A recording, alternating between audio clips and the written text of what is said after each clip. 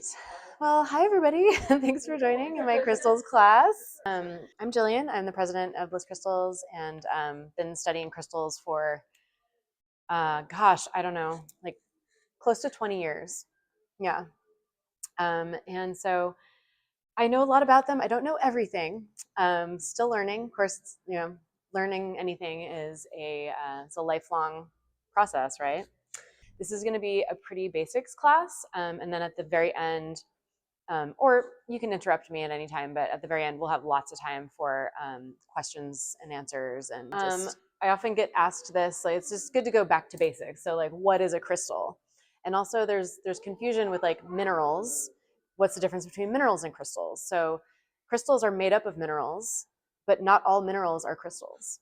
It's considered a crystal when there's a specific, it's called a crystalline structure within the stone itself. So they grow in these specific patterns. So it's combos of minerals whose atoms are arranged in a repeating pattern. So that's what the crystal structure is. And I'm going to show you some images of what that looks like in a couple of slides from now.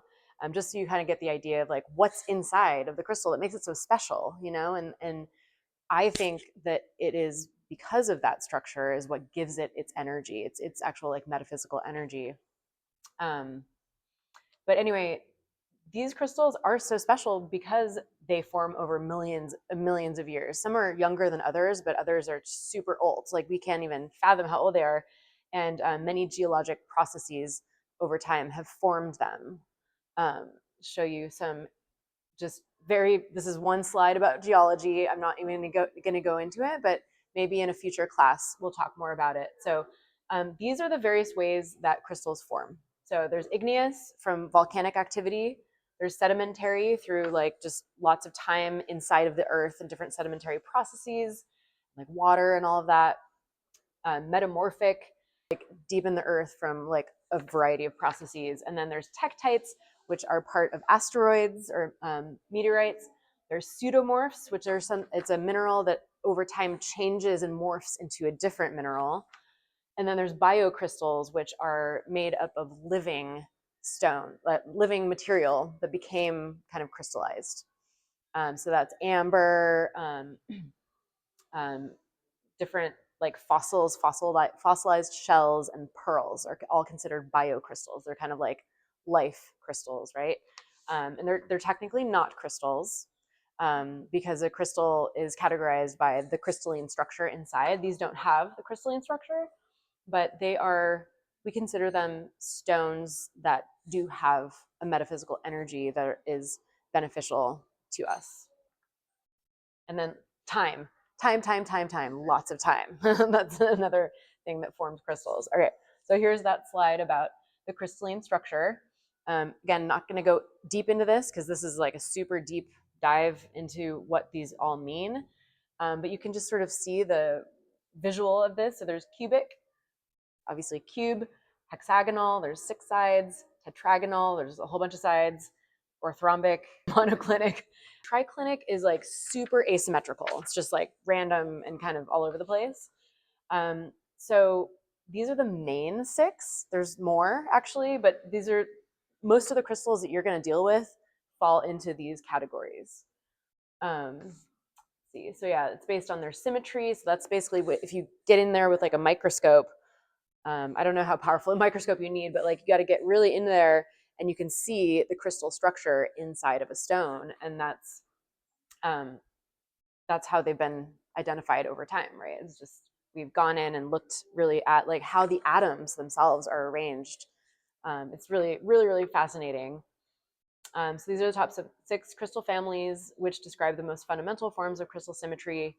And sometimes these patterns are visible to the naked eye. So for example, like pyrite, sometimes you'll see pyrite cubes, like they're really cubic.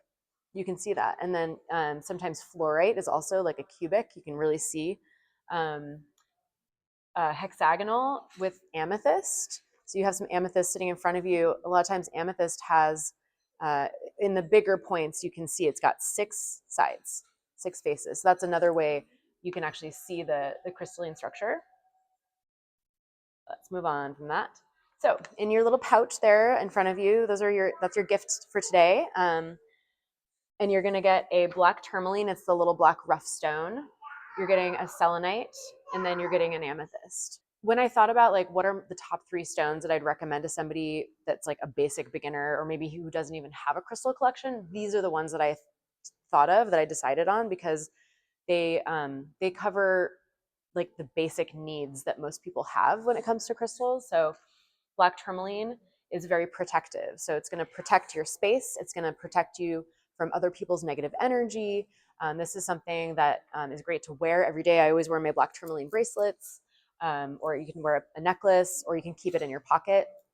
A lot of times, I recommend people like place it all around their house to kind of create like a protective grid. And then it's very grounding. So if you find yourself scattered and going too fast and all over the place, it's a really good grounding stone. Get your feet back on the ground, get your head out of the clouds, and just like come back into the present moment. And then selenite is like such a powerful and gotta have it stone. It's your the most cleansing stone of all of the stones. It's so powerful a cleanser that it does not need cleansing itself. You never need to cleanse your selenite. It'll just self cleanse, and it can help cleanse other stones. It will help cleanse you. It can help cleanse your environment. So it's very, very useful, and it comes in so many different like forms. They're all like man-made forms, obviously, but um, you can get rough selenite too. In fact, we have a couple of, like slabs and things on like on our front table there. Um, so yeah, really, really important. You can't not have too much selenite. I recommend putting it all over your house.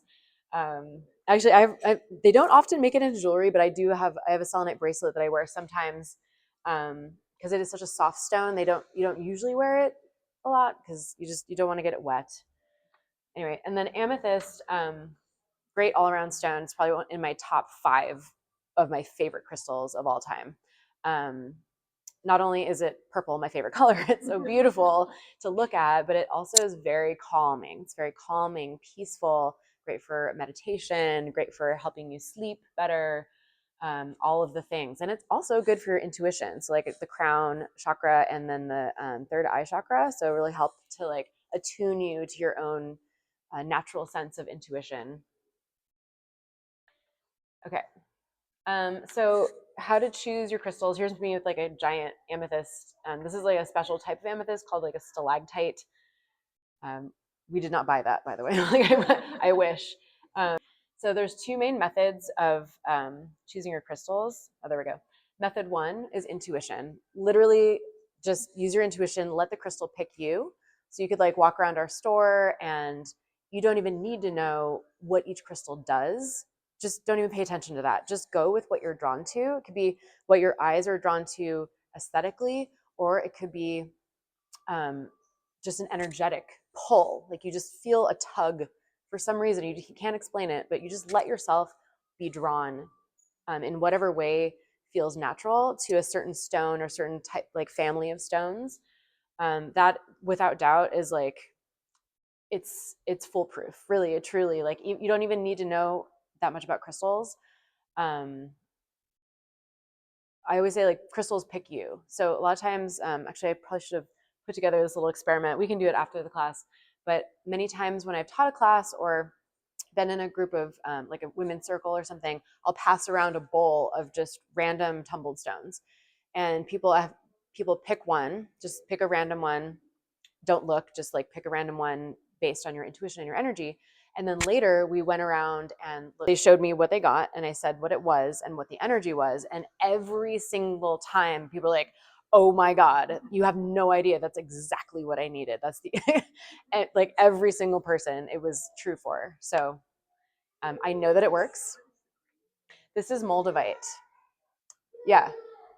You like Moldavite? Ooh, I know.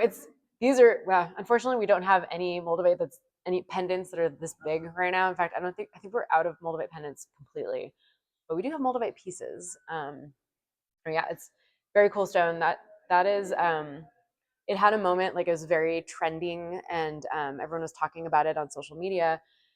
And it's a very transformative stone. So like sometimes it can be a little intense For me, I don't like to work with it because it's like too much.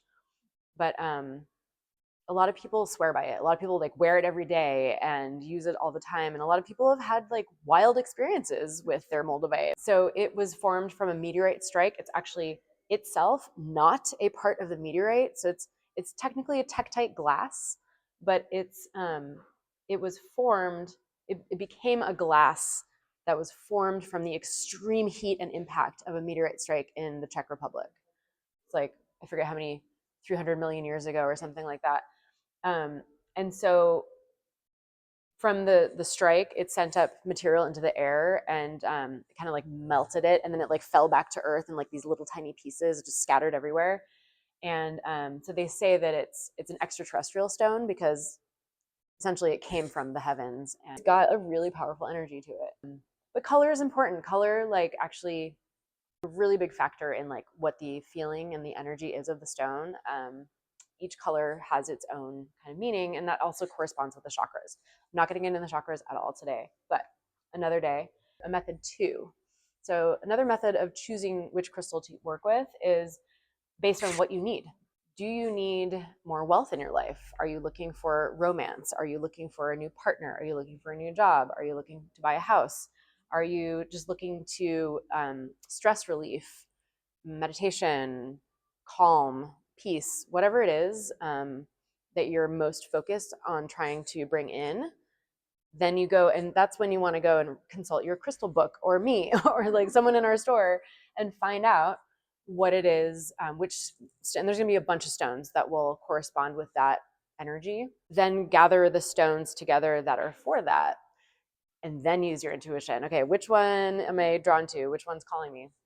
Just a couple little examples. So carnelian here is for energy, enthusiasm, passion. It's very vibrant, energetic.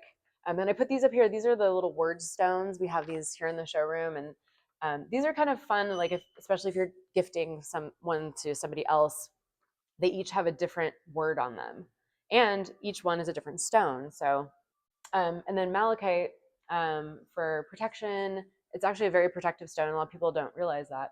And then embracing change. So a lot of people get really scared and nervous when big changes come up in their lives, and malachite is one that will help you to embrace the change and the chaos and the things that like are kind of scary to deal with, but like um, just helping you to face it with like courage and strength and wisdom.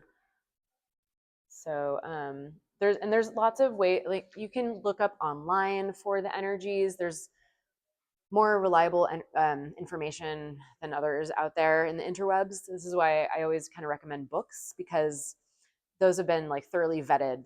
That's like really good information that's been researched for a long time. Um, I have a favorite author, Judy Hall, actually is our favorite. We have a few books by her. She wrote the Crystal Bible, and she wrote there's there's a book all about gridding. There's a book all about crystals and astrology. So yeah, Judy Hall. She's really excellent. So these are some very common energetic needs that come up, like when I'm here in the store and people come to me to, they're trying to solve a problem in their life, or they've got this issue and they don't know, they're turning to us to help them to find the right stone that's going to help them navigate this challenge. So communication, this is a big one. Like if you're like a teacher or a performer, or even just like in a relationship, if you have trouble communicating in a relationship, this is my number one stone I always go to is kyanite. It's beautiful. It's blue. Blue is always for the throat chakra. That's for your area of expression and communication. So it just helps with like clear communication and confidence in communication. Lepidolite for sleep. That's my go-to for sleep. A lot of people come in complaining of insomnia and not being able to stay asleep. So lepidolite is like the one that I'm always recommending to people. It's also great for any kind of brain issue. So if you've got like ADHD or even autism, or anything that affects the brain, bipolar, anything like that. Lepidolite actually contains the mineral lithium, and that's often been used in like psychiatric drugs and things. It's not that lithium's going to get into your body. It's the energy of that. Okay. So it's really good for the brain. And just very, very relaxing, puts you in like a nice calm state of mind with lepidolite. Really like that stone a lot. I mean, amethyst is also great for sleep, so you can combine them together. Um, this is another question. It's kind of a detour, but people ask me a lot: is it bad to keep your crystals together? And the answer is no. Keep them together. It's fine. There's no bad combination. There's only better combinations of stones that are like for a specific purpose that will work together to really um, accelerate and improve that energy that you're going for, right? Um, and then obsidian. So obsidian and or black tourmaline work really good for this, but specifically obsidian helps to deflect negativity. So like bounces off of you, like back to the other person or back to where it came from, right? Or it can take whatever negativity is in you or negative energy around a situation and transmute it. So just change it into a more positive outlook or more positive energy. Then up here we have fluorite, one of my favorite stones too. This is a great stone for focus and for organization. A lot of people come to me who are students or trying to learn something new, or they've got like a kid that's just going off to college or something like that. They're studying for like the bar exam or like some big exam, something like that. This is my number one stone that I recommend for that. So for learning new things, for focusing on a task, for organizing your space, even organizing your inner space. It's really good for that too. And then what I say about it too is that it helps to make sense out of chaos. So like when things are going on around you, just like hold on to your fluorite and just things will start to make sense. Tiger's eye, again, one of my all-time favorite stones, another one that I wear a bracelet of every day. When I put on my tiger's eye, I just feel like I got this. I got this day. I'm gonna slay it. I'm like I'm courageous. I'm strong, and it really helps fuel a sense of optimism and just like go get them. So like I always think Eye of the Tiger. So like that song, like Eye of the Tiger, Tiger's Eye, going for gold, going for the finish line, attacking your goals, just like really going for it and making stuff happen. So that's one of my favorites for everyday use. And then here's a couple more healing topics. Kind of already covered some of these, but sleep and relaxation. So some other ones that are great for that are like blue stones, like darker blue stones, like sodalite is like nice royal kind of blue. It's got white in it. That's very cooling and calming. Larimar is a more lighter stone. It's sorry I didn't get pictures up on here, but um, Larimar looks like the Caribbean waters. It actually like is the color of the Caribbean waters, and even has like that watery kind of pattern on it. It's so pretty, and it's one of the best stones for just really really calming. It's like you're kicking back with a margarita on the beach, like just you're good, you're chilling, you're cool. And sleep, lepidolite, amethyst, some other good ones for sleep. Celestite is like a light blue stone, and that one I would say helps to promote good dreams, so sweet dreams. And it's also good, like people have like kids that have nightmares, or if you have nightmares, this is a good one to keep at the bedside, is celestite. And also connects with the angel realms, um, to help you connect to your guardian angels a little bit. Stress and anxiety relief, kind of already touched on that a little bit, but um, a lot of the same stones for relaxation are also true for stress and anxiety relief. Definitely amethyst. I feel like smoky quartz is a great one because it's very like calming. Like everything's gonna be okay when you like hold on to your smoky quartz, and just feels like comforting, I guess is the word I'm looking for. There's a lot of other ones too. Like I feel like so I mean I said Larimar already. I would say like Larimar is more relaxation and like stress relief than for sleep. But I mean, if you're in a restful mood or a restful state, it makes it easier to sleep, right? Um, I think selenite is really excellent for stress and anxiety relief too, because if you're like so wound up and you've got so much going on in you, and if you take your selenite and just like even hold it or like bring it up and around your body, um, that can really help to just wash away whatever stuff you're holding on to, just like really help you let go. So that's why I've just always recommend selenite. It's so good for so many things. And then protection negativity, kind of already said, black tourmaline, um, obsidian, any type of obsidian really. Malachite is so good for that. Smoky quartz, also very good for that. And actually, do you know that like fluorite serves two different purposes, because fluorite is also a protective stone. It protects you from electromagnetic frequencies. That's what you get from devices and like computers and stuff. So um, on that note, shungite is also, it's a black stone. It's very protective against the electromagnetic frequencies. So a lot of people put it by around their devices and things like that. Keep moving here. Whoops. Hello. Okay, so crystals come in a lot of different forms, and these are the main ones that it comes in naturally. So in front of you, you have some amethyst clusters. So those are completely natural. That's what it looks like. It actually forms in a geode, so it's like inside of this like ball, right? And then when they break it open, that's what's on the inside.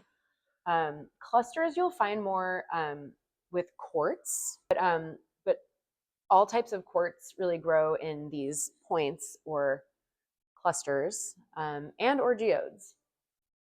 So another form that crystals grow in is called, I don't really know what the technical term is, but it's like a mass, and it just grows as a big rock. It's just, there's no like real structure to it. Like for example, rose quartz actually grows like that. It doesn't, rose quartz does not grow in like these points. It's kind of weird. So that's why you'll always see rose quartz kind of in like just polished form basically. Or you'll, on the table over there, we have rough rose quartz, and those are just like literally rough chunks that they cut off of the big mama, right? And then a lot of other minerals like jaspers, and they grow in just these big chunks. So not more organized like this, because it's a different crystal family. So, and then these are all man-made shapes, not man-made crystals, just man-made shapes. So slabs is where they take a big rough stone and they just literally go and they just like saw it into like a really thin little slab. And it's so great for the more translucent crystals, because you just see the light coming through it like stained glass. It's so pretty. Usually they'll keep the edges rough, not always. And then there's cut and polish. This is considered like a flame or like a free form. Where it's got like a point on it, but it's like nice, like rounded edges. And we call it sometimes a flame because of the flame-like, shape there. Carvings, so like moons, stars, little animals. There's lots of we have a whole carving section over there. It's just really fun, like little totem creatures or totem. A lot of people are connected with the moon, like me. Towers, and then I want to just specify real quick. There's a couple names for towers. So a tower is the same really as a generator. A lot of times you'll hear the word generator. A generator is usually wider at the base, and then it is shorter. It's not usually like super tall. It's usually like shorter and wider at the base, and then it tapers at the top. And a tower usually is just like the same width all the way through. So it's just like just one little point, right? But they are used interchangeably. So sometimes if you hear the word generator, that's what it's referring to, is a like a wider, shorter tower. And then they're used for the purpose of like directing. They concentrate the energy of the stone, and then they kind of direct it up through the tip. Palm stones, that's what your little selenite is in the shape of a palm stone. It's literally so that you can hold it in your palm, and it should be palm size, not too big. Great for just holding while you meditate or placing it on the body. That's really good for that. Keeping it in your pockets and things like that. Spheres, Obviously, they're balls of spherical shape, and those have a feminine energy. So those are going to have really harmonious, kind of feminine energy, like nurturing energy in your space. So a lot of people keep spheres for that reason. They just like it's a nice, calming, soothing energy to have in your home. And then tumble stones, really, they put them in a tumbler, like little like chunks of raw stone. They put them in a tumbler and they tumble them for like a long time until they get nice and smooth. And those are just great for everyday applications. You can lay them on the body. You can put them in on a grid. You can put them in your bra, like whatever, whatever you, however you want to use them is great because they're just small and portable, and you can gather a whole bunch of tumble stones together and put them in like a vase or a bowl, or um, even make a medicine pouch, which is essentially what you have there is like a little pouch, and you can gather stones together in the pouch for a specific purpose. So say you want to make a sleep medicine pouch, and just put like amethyst and lepidolite and selenite in there, and then that's your little medicine bag. Just real quick, I'm not going to go into this either, but this is the Mohs scale, and this is a scale of hardness. So starting from the softest stones, which are selenite, like we have here, super, super soft. They're what's called friable, so they can break and they can like melt in water, essentially. Calcites are also really soft. Fluorites start to get a little harder. Apatites, feldspars are like moonstones and labradorites. That's that family. Quartz is actually quite hard. And then we have the what are considered the semi-precious gemstones. So like the topaz, the ruby, sapphire, diamonds, the hardest, obviously, because you need a diamond tipped blade in order to cut stones or to cut diamonds. It's like the only way you can do it. So just so you have kind of a sense of like, if you ever hear that, the Mohs scale, this is what they're talking about. A word about amethyst and citrine, because there's often a lot of confusion. So what we believe here at Bliss Crystals is that once a quartz is orange in color, it is now a citrine, right? So this is a citrine right behind me. Once upon a time used to be amethyst. And what happens is in the earth, it'll be either in the earth or after the crystal is mined, there's either heat inside the earth that causes it to change color, or we can gently heat it after we mine it, and it becomes then citrine. But it literally we call it field heating. That means just heating it after it was mined. Literally just mimics what happens in the earth. So in the earth, you'll get these, which are Congo citrine and African citrine, are considered natural citrine. So you'll hear the word natural citrine a lot. And what that means is that these were heated inside of the earth naturally. So they're usually a much lighter color than like a heated citrine geode, which we call them fire and ice. This is what we call them, because if you look really closely at a citrine, you'll see it's just like icy because there's still the quartz on the bottom, and then it's fiery because of the color, and then also inside lots of like sparkle and rainbows and stuff. But anyway, literally the only difference is that these were heated after they were mined, so kind of a man-made heating, and then these were just heated inside of the earth. Citrine, amethyst, smoky quartz, all of those are in the same family. They're all quartz, and there's only tiny degrees of separation that like causes them to have different energies, and it's really the color. The color gives them different energies, and what causes the color is tiny inclusions inside of different minerals. So like it'll be like iron oxide is usually a big one, that's also known as hematite. And when they have a certain amount of a certain mineral and heat is applied, they change a color. So, but almost all of these will start as just white quartz or clear quartz, and then they change over time with different processes. Does that make sense? Okay. It can be a little confusing, and you'll hear a lot too out in the world. Fake. This is fake citrine. This is, the only time that it's fake is if it's dyed. To me, But even then, they're taking a natural stone and dyeing it, so it's still a natural stone. It's just I literally don't I don't consider anything fake as long as it started as an actual crystal that was mined in the earth. If a little heat was applied afterwards, so what? Like it's still the crystal and it still has the energy. It's not fake at all. And a lot of people don't know this. Almost all the gemstones that you'll find at like Zales or the big, those are all heated because it brings out the color.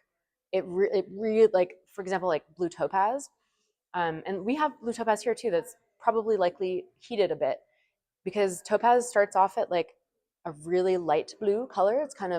It's really pretty. It's light, and they want to get this brighter, vibrant blue. Did they heat it? Boom, there. It's so this is why and that's not considered a fake topaz. So they're really people are really hard on these like heated citrines. Like it is that is citrine. This is citrine. Yes, it might have started as an amethyst. That doesn't mean anything. That's like it changed color. Therefore, it is now a citrine. So citrine has the energy of this corresponds with like the belly, like the navel center, the solar plexus chakra. It's vibrant. It's energetic. It has the energy of the sun and warmth. Prosperity is a big one. Huge, huge like prosperity stone. We use it in a lot of our prosperity rituals and things.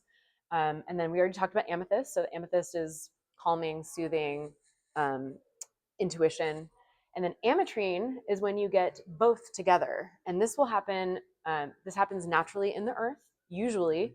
Sometimes it'll happen, in between, like if something's being heated afterwards, there'll be a little bit of both. But usually ametrine is natural. It's just a combination of the two. And, you know, I don't know exactly the process of how it happens, but because amethyst does change color into citrine, at some point when it was in the earth, some heat happened, but maybe not all the way. Right? So like it's like halfway through changing into a citrine.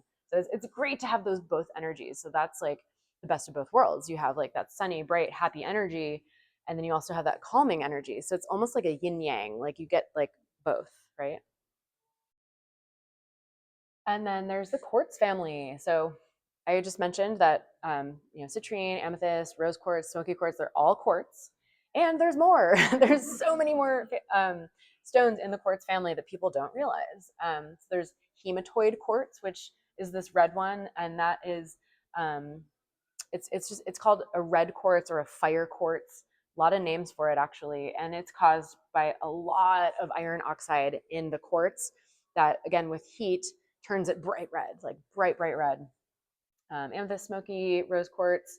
Tangerine quartz is another one. I'm not exactly sure how that turns tangerine, but it's natural, but that is not considered citrine. It's considered tangerine quartz. Go figure. It's just, that's what it is. Um, Also, but I think it's mostly because the process of forming the tangerine quartz, it creates only an outside um, color. So it's like a film of orange on top of the quartz. And kind of, you look at the picture here, you can kind of see inside. It looks more clear. Whereas with citrine, it's literally, if you break into this, it's going to be orange the whole way through. It's only white here because that's like the base of the stone. Um, so I think that's the main difference. Okay, then we have hold on. Procellite is green amethyst. It's another name for that, and that is also created. The color is created by heating. Again, it can turn into a procellite. It starts as an amethyst and it can turn green because there were certain amounts of certain minerals present in that particular type of amethyst that made it turn green. I don't know what exact, but it's really, really interesting, like kind of a chemistry experiment, right? Herkimer diamond is another type of quartz. So if you've ever heard of that, only comes from one place in the world, Herkimer, New York, and it's a naturally double terminated point. A termination just means a point. So it's a double pointed stone, but for Herkimer diamond, they're usually smaller and they're like wider, but they have 2 points, one on each side, and it's formed completely naturally in the earth. And then agates. Agates are in the quartz family. Go figure. It's like a lot of people don't realize this. Yeah, they're all in the same under the same family. Um, so I mean, they're considered an agate because of how they grow. So agates are normally banded like this. So that's like a blue banded agate, or it could be considered a blue lace agate. This one is not a blue lace. I don't think, 'cause blue lace is much darker, like brighter blue. Um, Chalcedonies. Have you ever heard the word chalcedony? That is also a very, very, very close cousin to agates. At the base of an amethyst geode, or sometimes like a citrine geode or a quartz geode, you'll see kind of some grayish bluish line, kind of like this.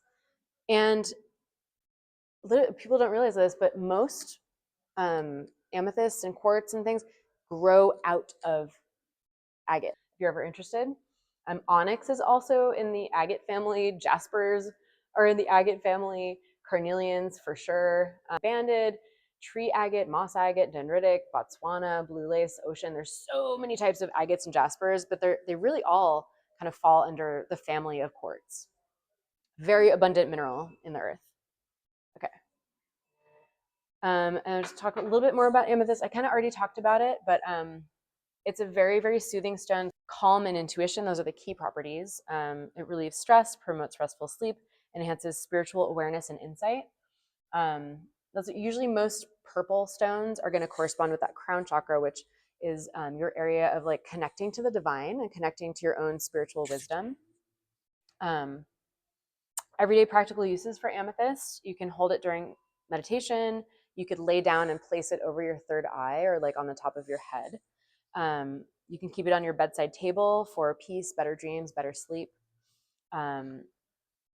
If you tend to be like stressed out all the time, it's a great one to wear. I sometimes will wear amethyst rings, or like I have a really nice amethyst necklace that I wear. Sometimes like I just get like overdone. I'm going too fast. Amethyst helps me get through my day just like in a nice peaceful manner. So, some nice amethyst jewelry here. We carry a lot of amethyst jewelry here because it's so pretty, but B, it's a good one to just wear every day. It's a good everyday stone. There's me popping out of a huge cluster. That was fun. There's like some of these like just have this, like, I mean, essentially this was a ginormous geode. I mean, like larger than life. The palm stones are so good. These are the ones you want to use for meditation because they're just nice and smooth. They feel good in your hand. And they're also the other nice thing about palm stones is because they usually have a flat side. That's when it's really good to place them on your body. So you can lay down and just place it on your belly or third eye or heart or wherever you want, and it's not going to roll off. Whereas a tumble stone or like a little sphere, this is going to roll off, right? This is why the nice flat shape is good for that. Black tourmaline. We already talked a little bit about it on your piece of paper here. Grounding and protection. It helps absorb negative energy, promotes stability, creates an energetic boundary. And then the everyday practical uses. So place it near your entranceway. So like the door of your house, even your windowsills, for just a shielding. And like I mentioned before, I'm gonna say it again because it's a really powerful practice to do. If you buy yourself like 4 or 5 or 6 rough black tourmalines, place one in each corner of each room or each corner of your house. And if you imagine, like as you're placing it, you're creating a protective boundary, like a protective little shield around your entire living space, right? So it's an energetic shield. I love to wear black tourmaline. Like I mentioned already, I wear my black tourmaline bracelets almost every day. In fact, I think this necklace right here with the quartz on it is also black tourmaline. It just feels so good to me. I'm just like, okay, I'm good. I'm protected. Nothing's going to penetrate this like shield here. Selenite, we already talked about it, but it's the cleansing stone. It has pure white light energy. This is the other important thing to know about selenite. It was named after Selene, which is a Greek goddess of the moon.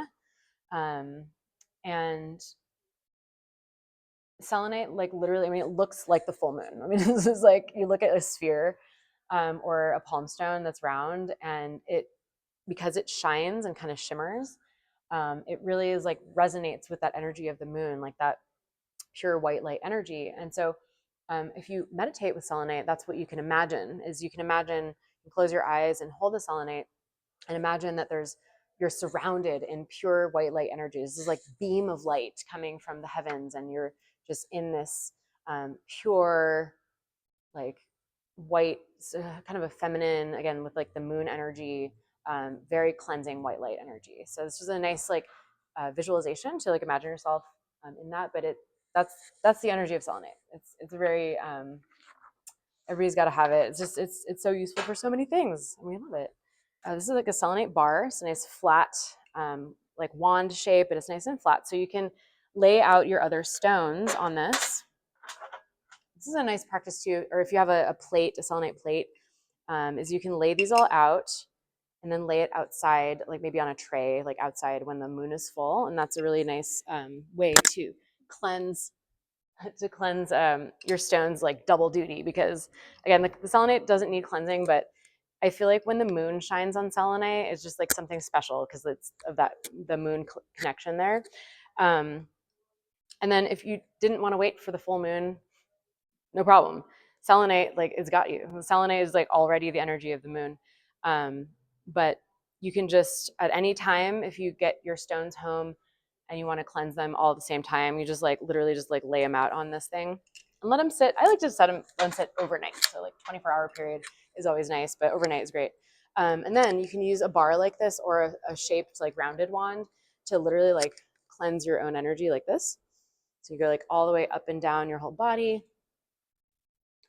around the sides of your head, around your backside, in the bottoms of your feet, right? And as you're doing that, you're breathing deep. You're really taking the time to imagine, visualize the healing, pure white light energy, rinsing everything away, just rinsing anything that you want to let go of that's no longer serving you. Just, it's gone, right? You can also use these as a cord cutting tool. We sell some selenite daggers over here. They're like literally dagger shaped, and those are like the ultimate cord cutting tool. But you could use something like this, just like. So what I mean by cord cutting is to cut your attachment to another person, a place, a thing, a situation, a relationship, whatever it is. Just all you have to do is literally like imagine you and imagine a thread connecting you to this other thing or person, whatever it is. Just imagine that thread, and then imagine that you are severing that thread with the selenite. Just like cuts that connection. So it's a visualization technique, but it's also like literally like in the act of doing this, of like cutting that cord, you feel somehow like freer from that thing or that situation, whatever it is. And then the other thing you can do with these, there's so multifunctional tools, is you can walk around your space and literally like hold it out like this and just send the pure white light cleansing energy throughout your space. So if you've ever heard of smudging, if you've ever done a smudging technique where you walk around with sage in your space, this is basically the same idea.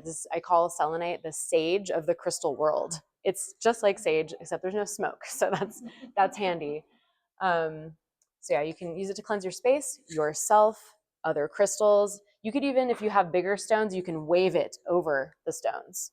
So you don't even need to like lay them on there. You can just wave it around. The selenite that I've gifted you guys today is better just like hold it and imagine the white light energy. This is kind of small, but it's really cute. This has a flower of life design on it. And the flower of life is a sacred geometry design that I think represents the interconnectedness of all life and all things in the universe, just like a web of connection. That's really pretty. Okay, so there's lots of ways to cleanse your stones. There's no one right way or wrong way. We have here at Bliss, we have the little handout. You guys have probably gotten it before because you've been here. Okay, so you can choose any combination or any one of these methods of cleansing. Just choose it based on like what your preference is and then what type of crystal you're cleansing. So just for example, with the selenite, you don't want to get it wet. And just to keep in mind, if you're putting the selenite outside for like under the moonlight, Take care that it's, because sometimes there's dew overnight, or there's rain. So you don't want to get these wet, especially the ones that have the etching on them, because the etching can really fade with water. Okay, so smudging, using incense, sage, or Palo Santo smoke like this in your space. So with that, you just want to like hold your smudge or whatever it is that's burning, hold it over a fireproof dish. So you can even just let it sit in the fireproof dish, or you can hold it over, so you're walking around like this in your space. And then you can do that over your crystals, right? So that's, if you're walking around like this, that is to cleanse your space.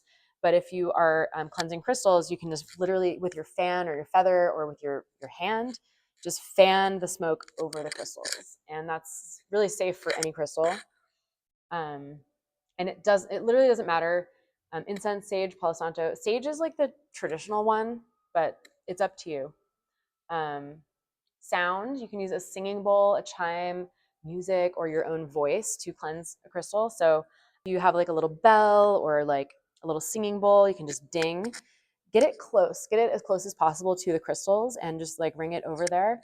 And it's going to send the sound vibrations into the stone. And very, very cleansing technique, because when you think about it, sound is vibration, and crystals are I mean, everything's vibration, but they have their own vibration. It's going to really like purify them like immediately.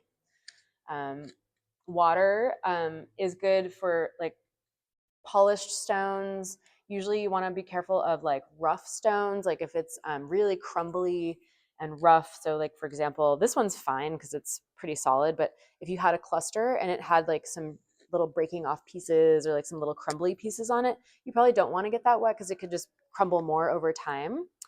But yeah, what you can do is just get a bowl of cleansed water, like what I meant to say is filtered water or distilled water or something. Just get a big bowl of it, and I just go and I dunk the crystals in. So I have a lot of crystals at home, so I like to do them like in a group. So I can like get a whole bunch in my hand, and I just go dunk, and I let them get wet. And as I dunk, I say an intention for them, like may these crystals be cleansed and purified, or whatever it is. It doesn't matter, but something that feels good to you. And then I lay them out on a towel to dry. I just let them air dry. And then while they're drying, I do my sage. And then I go back and I do my bell. So I kind of combine all of these. The only one I don't really use is moonlight and sunlight, because it's time sensitive. Like, I don't want to forget about my stones outside. I don't want them to sit out too long. And I just think that using these methods together is just so effective. And I have so many crystals. There's no way I'm gonna like bring all my crystals outside under the moonlight. But sometimes, like if I'm feeling it, like if it's a really special full moon, I'll put just a few of them on like a wooden grid, and I'll just carry that outside and let that sit overnight. But I set myself a timer or something, because I'm just afraid of forgetting, because you do not want crystals to sit too long in the sunshine, especially like here in Temecula in the summertime. And the sun is really strong, and it can fade your amethyst, it can fade your fluorite, there's so many crystals that will fade with too much sunlight exposure. And I'll just mention that here at Bliss, these windows are actually coated with a UV protective coating, so that it protects these crystals right here. Because if we didn't have that, the sun would just come right in, and these things would be faded over time. So there's so many ways to use your crystals. You can obviously wear them in jewelry. That's my favorite, because you carry that crystal energy with you all day long. Gifting crystal jewelry, gifting stones to anyone is just like a wonderful, wonderful gift. Like you're gifting positive energy, so you can't go wrong with that. And then obviously sit and meditate with them.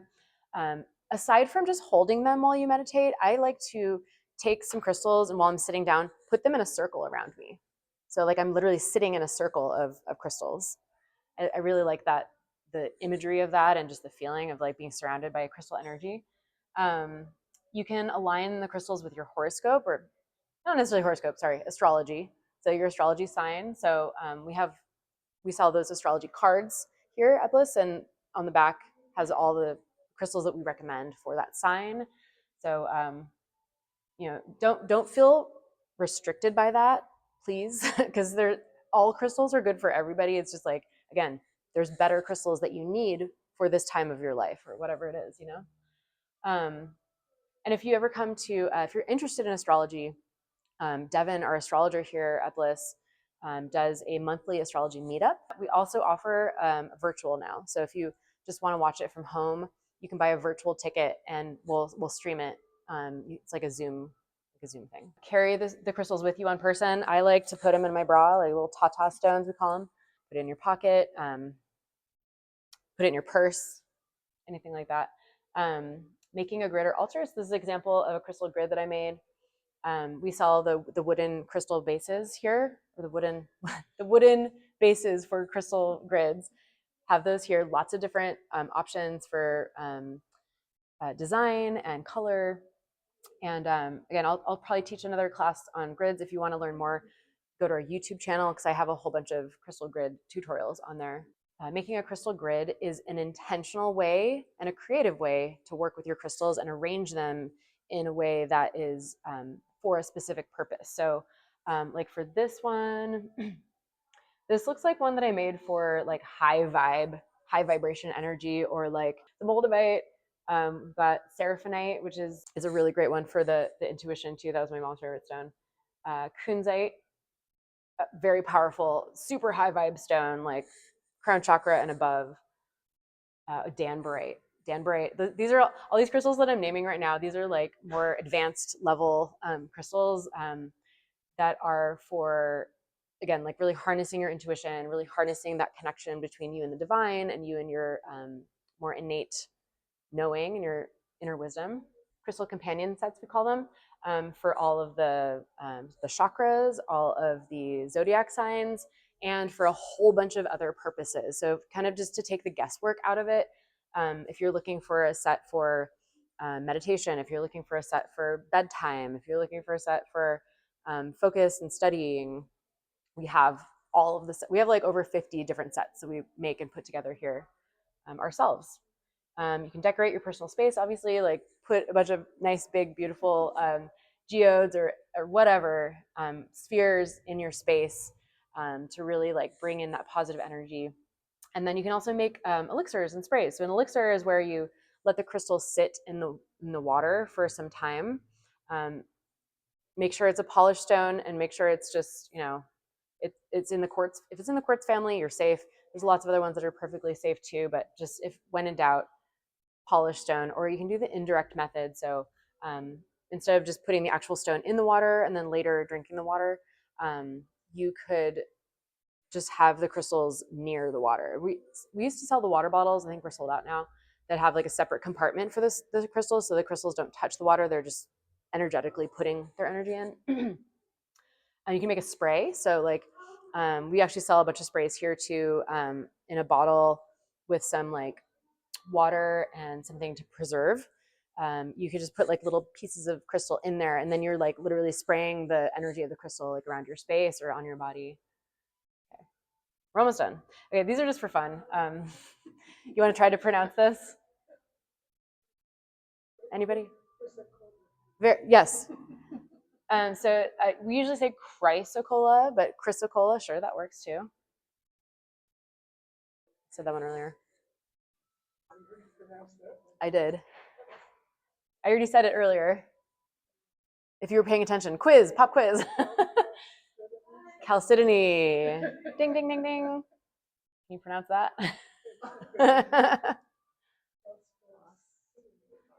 You got it. Phosphosiderite. Correct.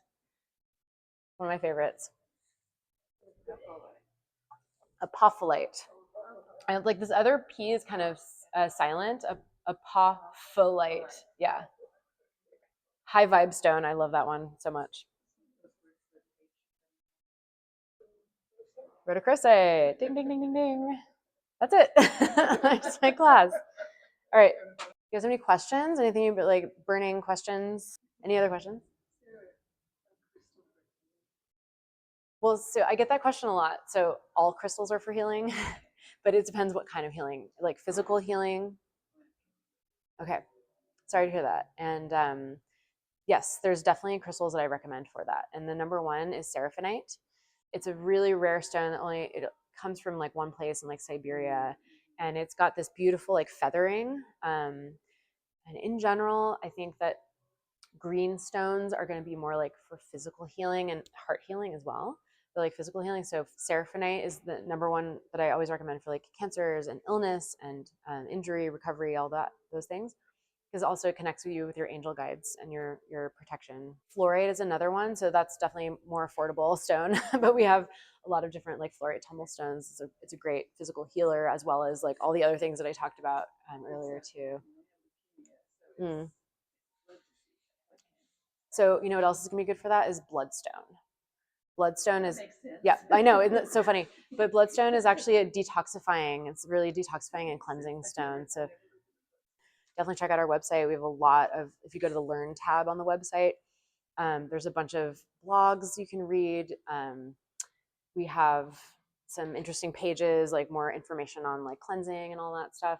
And then definitely if you're into YouTube, I don't know how much you guys are like into that, but we have so many good tutorials on there that I post a lot. So, all right. So thank you so much for joining, and we'll see you next time.